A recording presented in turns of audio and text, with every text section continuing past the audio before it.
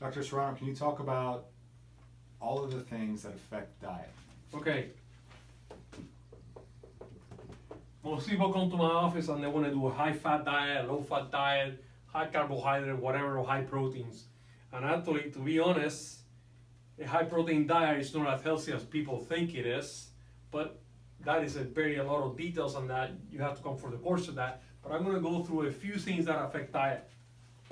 One is economics. And people think economics, what does that have to do with anything? Well, economics, if you don't have the money to buy organic foods, you cannot buy it. You can afford it. So you have to go to the second best. What's the second best? It depends on your region where you live. So location. Now, so that means that location makes a difference because, hey, I can buy peaches, I can buy coconuts, I can buy pineapple.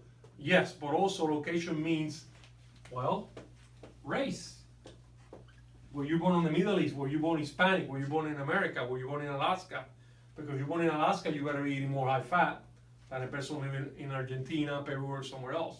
So you guys see how those are affected by diet. Number 4, the biggest one, disease state.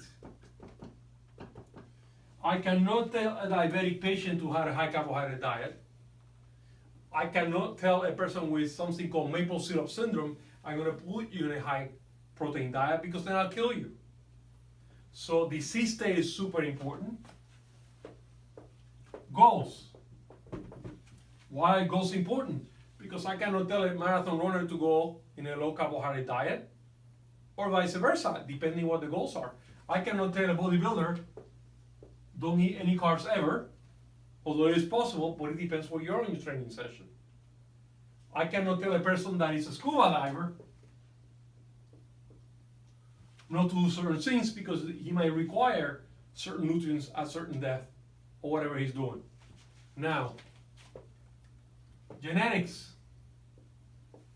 That comes back to race and location. Where you're from. Do you have a SNP? Single nuclear polymorphism. So, do I have to increase certain vitamins? Do I have to decrease certain vitamins? I have to figure out what you're doing. Environment. Are you under sunlight? Is it light or dark? That goes in relationship with location. Okay? So those are things that we have to look into it. And I know he has one more question there. What was the other one? What was the other? The next one is about how age affects diet. Okay. A baby cannot eat the same as a adult. And people think that babies need a lot of proteins. And actually that is not true. If you look at breast milk is only 38% proteins. Why? We have done studies in babies being fed formula and being fed breast milk. Breast milk has something called HMO. To find out what that is, you need to come to the course. But as the baby is growing and growing, then it might require more proteins. But why does that baby require more proteins? Why does the baby doesn't require proteins at the beginning? I'm just going to give you a hint. Microbiome. The microbiome is affected by the amount of proteins that the baby eats. If you give a baby formula when they're born, that's going to do something to the microbiome. Is it beneficial for the baby? You have to come to the course and find out.